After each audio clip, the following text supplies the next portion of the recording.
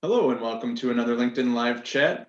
Today will not be with a practitioner. This will actually be a first quarter recap of 2021. I'm Joe Grabowski with Treasury Talent, joined as always by Simon Lynch. Simon, how are you today? Good, Joe. Good to be here.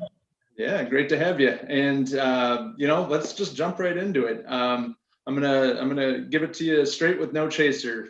What have we seen in the first quarter? And obviously, I'll have my thoughts too, but I'd love to get your thoughts on what we've seen across the first quarter of 2021. So what my summary, Joe, would be, COVID meant that the 2020, there was a lot of inactivity and people not really doing as much. They had needs in their team, but they didn't recruit. They wanted to wait and see what was happening. Whereas 2021, people all of a sudden have decided that they can't wait anymore. COVID is here to stay and that they need to act. So that would be my overarching summary. That's meaning that job numbers are up and up a decent amount, which is really positive for anyone who is looking for work out there.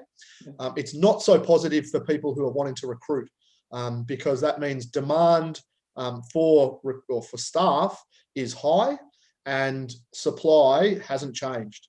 So in summary, I would say, the market, as we've talked about before, is about 65% of the market is that treasury analyst through to senior treasury manager level.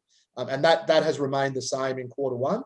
But what that means is, there's no supply on that side. Like, clients are coming to us saying, this is my wish list of what I want for my treasury analyst. And we need to say to them, well, that's great, you've got a wish list, but you've only got 3, maybe 4 options in your market. So if you're not looking at things from a remote perspective, which is also another theme we can come back to, but if you're not looking at things on a remote basis, then supply in your market is really limited. So you need to choose one of the 3 or 4 people that are in your market to do the job, even though they don't fulfill your wish list. Otherwise, your job is going to go unfilled.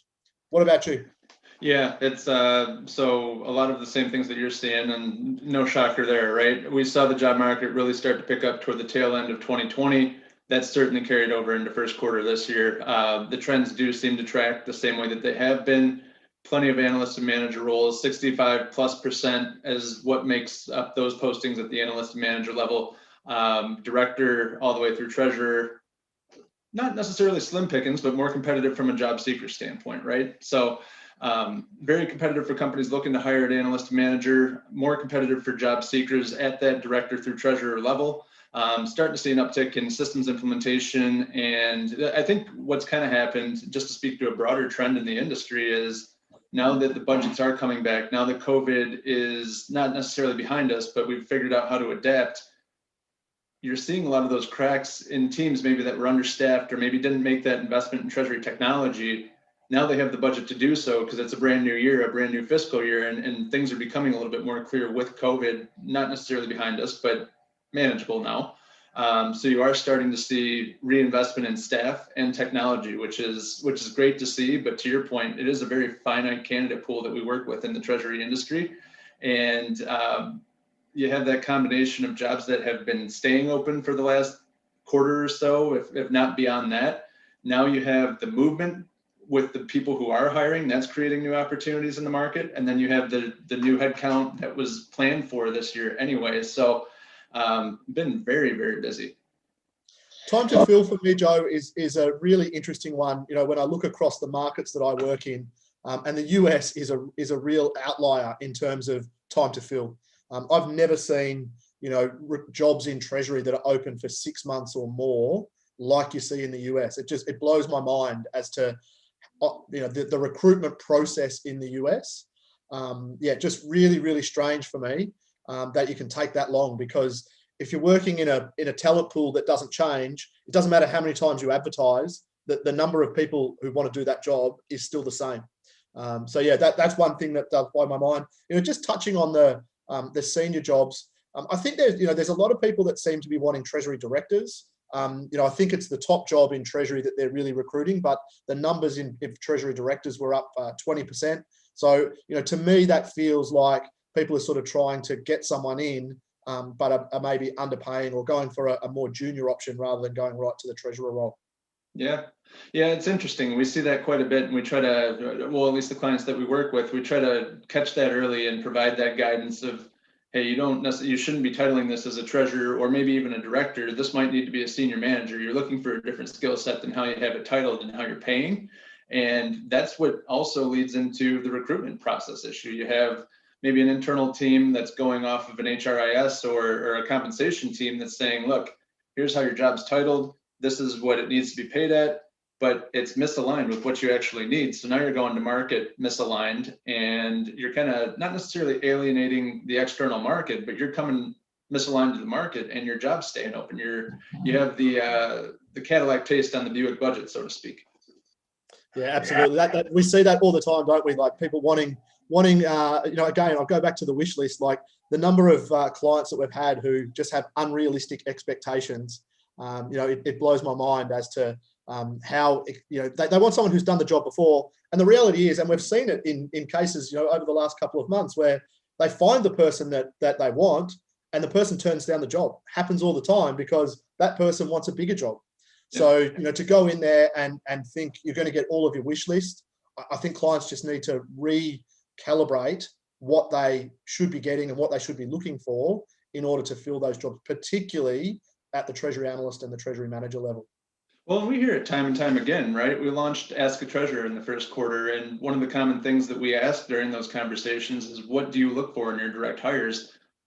The overarching theme has been, obviously, depending on the role, the technical skills are important, but for the most part, you're hiring for potential. As a leader, it is your job to bring someone in and coach them up, mentor them, develop them, because especially if you're backfilling a role, maybe with someone who's tenured, they came in with a different skill set than they're leaving with, and now all of a sudden you're trying to find a skill set that doesn't exist in the market.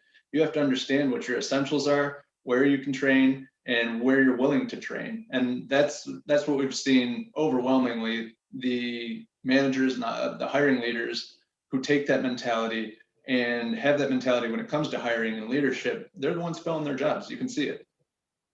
I think the irony, Joe, is I think it reflects on you as a manager and as a practitioner, doesn't it? If you can't hire your job in 6 months, then I think it reflects on you and your ability to make decisions, and you and your ability to put your neck on the line and tell the business what you want.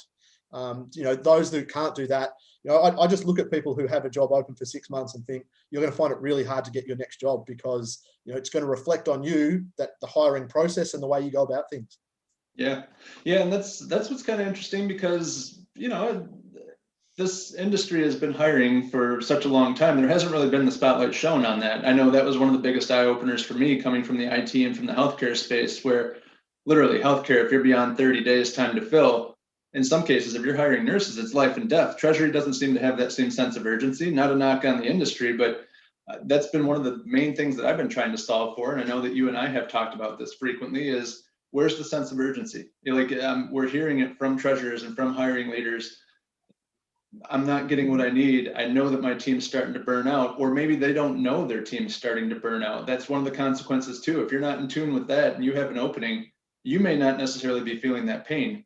Your team is. And that's where, that's where I try to take that aspect of, hey, put yourself in your direct report shoes, and it may not hurt you right now, but you need to fill this role because you're at risk of losing the rest of your team, which is going to put you in a deeper hole.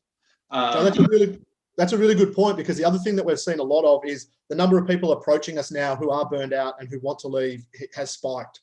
If you're not seeing it right now, I think you will see it, in the coming months.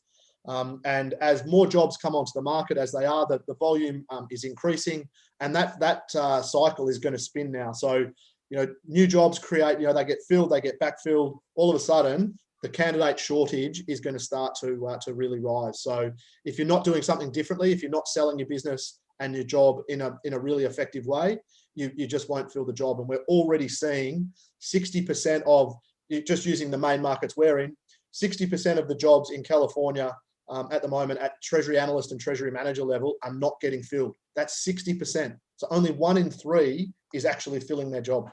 Yeah, and that's where we spend a lot of time educating clients too. Is there isn't a nirvana out there. There isn't. You're not going to catch someone on a bad day who all of a sudden is going to say, you know what, I didn't like that job before, but today I do. To your point, that market doesn't change, and that's why we spend a lot of time getting to know the market around people and or around you as a client, and then really just educating you on how many people can do that job. Because to your point, if you're looking for a finished product, that finished product maybe isn't looking at the manager and analyst level. Now they're ready to become a director or something even above that, depending on what their experience is and who's looking to hire them. So it's been very fascinating to me. It's been awesome from a consultative standpoint. We've had a lot of good conversations and formed a lot of partnerships along the way. But still, it does take time to change that mindset. And, I don't know how else we can communicate that. And I know that we have these conversations frequently.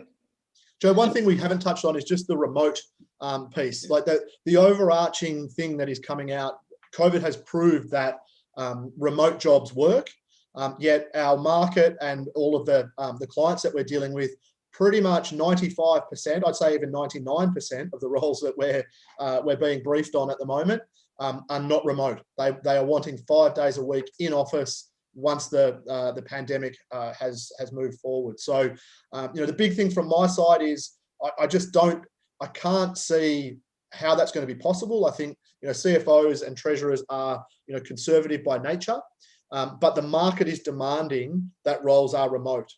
So if you're not thinking about that, and if you're not having those discussions internally, you're going to miss out on a lot of talent. You need to have a clear understanding of what the market wants. Those companies that adapt to it and do go remote are going to get the good people, and they're going to get a better talent pool because they're able to move outside of just their city. So if you look at some of these roles we spoke of at Treasury Analyst and Treasury Manager level in California, if they were to open that up to be remote, those jobs would be filled. Those 60% of roles that aren't being filled would actually be filled. So just a fascinating thing that the market is demanding, and clients are not listening. Yeah, and it is interesting because we do talk to quite a few people who think that the market will bend to them eventually, or it's almost like a battle of wills at times where, again, you'll be the one who loses out. Someone will fill their role and you'll be left without, and then you're going to continue to lose people who are going to pick your team off essentially once they can work remotely. It comes down to the individual, whether or not they're comfortable working at home, how often they do. It's tough to paint with a broad brush there, but I guess as a treasury leader, my advice there would be smart about it. If you're hiring an entry-level analyst, yeah, that person may have to be in the office up front to learn how to be a professional, to learn about treasury, to do that type of stuff. It's a little bit more effective in person than it is online, at least I know it is for me. But that's where you just have someone travel out to the office or to wherever you are once COVID does open back up. It is possible. You need to start thinking differently if you want to fill the roles instead of just leaving them open and putting the rest of your team at risk. Joe, I think just for those watching the video, if you're struggling, if the things that we're saying today are resonating and it's what's happening in your business and the jobs that you're trying to fill, please just reach out to Joe and I. Happy to chat through it. We can fill jobs, and we've got plenty of examples of filling jobs in the last 3 months between 2 and 6 weeks. That's how long it takes us to fill a job. If you're taking longer, then the process is not working. With that, anything else or closing thoughts? Are you good to go? Perfect. Well, thanks for your time. It was good catching up with you, and Treasury community, thanks for tuning in. We will be back next Wednesday, and we will see you then. Take care.